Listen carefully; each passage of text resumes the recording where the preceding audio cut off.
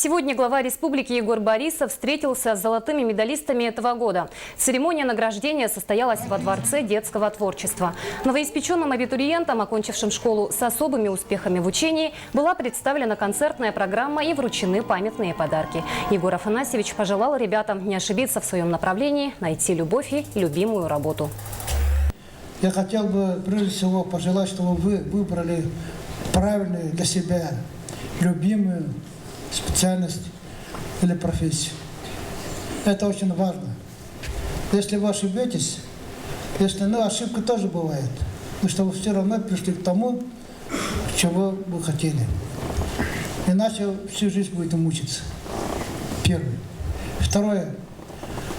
Вы должны выбрать спутника жизни, найти свою любовь.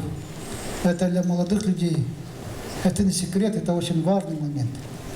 И чтобы вы в этом плане тоже не ошиблись.